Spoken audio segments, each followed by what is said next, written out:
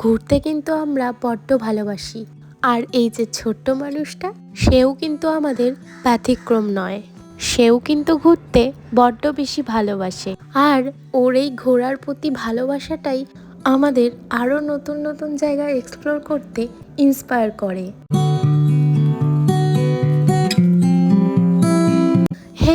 Hello everyone, আমি তনুশ্রী, আর আমার আরও একটা নতুন ব্লগে তোমাদের অনেক অনেক অনেক ওয়েলকাম। চলো একদম প্রথম থেকেই শুরু করি।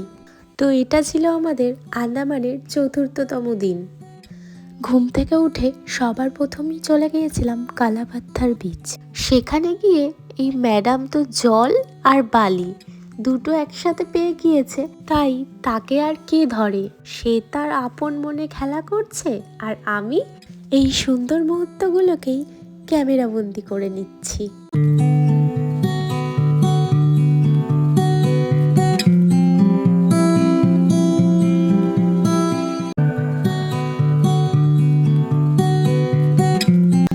রিসেন্টলি জানো তো, আমার জীবনে একটাই সমস্যা, আর সেটা হলো সময়ের অভাব।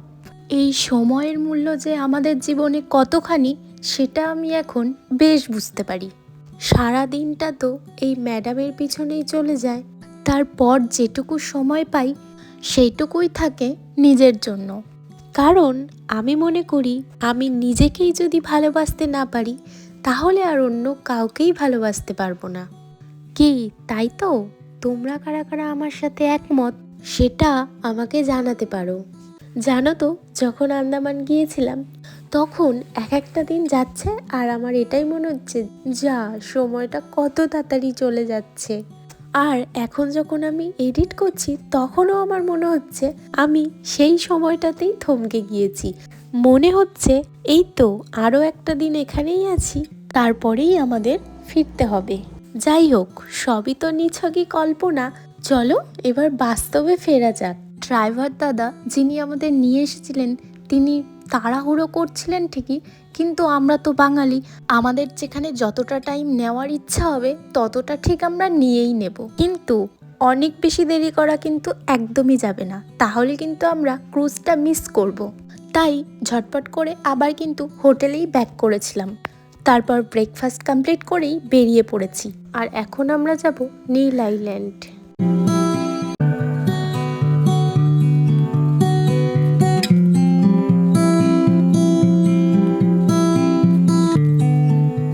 আমরা কিন্তু নীল আইল্যান্ডে চলে এসেছি, আর এখানে এসে ভিউটা জাস্ট অসাধারণ।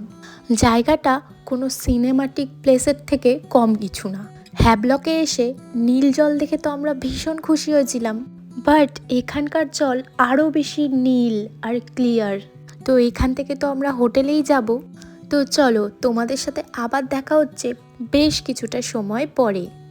মাঝখানে তো ৩ থেকে ৪ ঘন্টার একটা সময়ের ব্যবধান ছিলই, যে সময়টা আমরা হোটেলেই কাটিয়েছি। দেন সবাই মিলে ডিসাইড করলাম যে স্কুটি রেন্ট নিলে ব্যাপারটা বেশ মন্দ হয় না। তাই সেই কথা মতোই স্কুটি রেন্ট নিয়ে আমরা চলে গিয়েছিলাম এখানকার ফেমাস একটা জায়গা, ন্যাচারাল ব্রিজ, যেটা প্রাকৃতিকভাবেই তৈরি হয়েছে।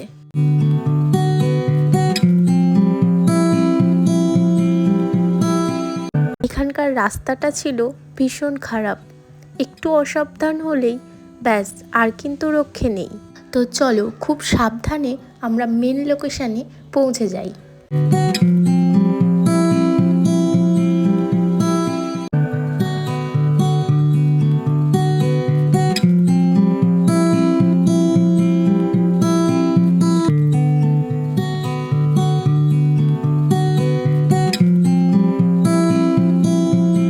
এই তো আমরা তো চলে এসেছি, আর দেখো তো জায়গাটা তোমরা চিনতে পারো কিনা।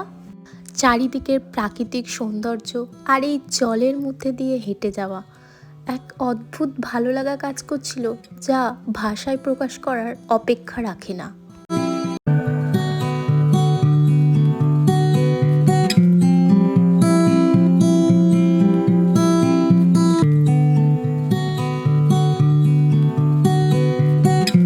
তো চলো, এত সুন্দর জায়গা থেকে চলে যেতে তো মন চায় না, তবুও মনের বিরুদ্ধে গিয়েই জায়গাটাকে বিদায় জানালাম।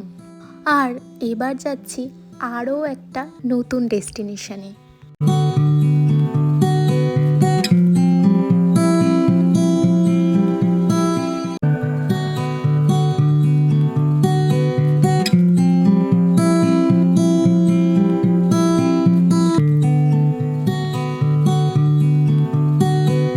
এত সুন্দর প্রকৃতির মাঝখান থেকে আমরা চলে এসেছি এখানে। আমরা সানসেটের পুরো সময়টা মন প্রাণ ভরে ফিল করব। আর অচেনা অজানা একটা জায়গায় এসে মাম্মাম তার নিজের মতো সেম টু সেম দেখতে একজন ফ্রেন্ডকেও পেয়ে গিয়েছে। সেজন্য ওর খুশিটা আরও দ্বিগুণ হয়ে গিয়েছে। কথা বলছো?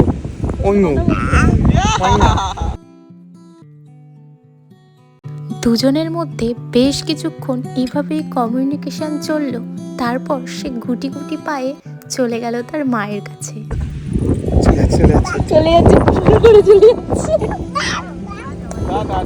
ব্যাস, আর কি? এই প্রাকৃতিক স্নিগ্ধতা যা আমার বারবার মুগ্ধ করে। পাশে আছে ভালোবাসার মানুষ, আর সামনের প্রাকৃতিক দৃশ্য, আর আছে আমাদের জীবনের সবচেয়ে মূল্যবান সম্পদ। ব্যাস, জীবনের সার্থকতা তো এখানেই। তো চলো, আজ এতটুকুই থাক। আচ্ছা, তোমাদের আমার ভিডিওগুলো কেমন লাগছে সেটা অবশ্যই কমেন্ট করে জানিও। তোমাদের একটা কমেন্ট আমাকে আরও নতুন কিছু ক্রিয়েট করতে ইন্সপায়ার করবে। তো চলো, দেখা হচ্ছে নতুন কোনো ভিডিওর সাথে। ততক্ষণের জন্য টাটা, বাই।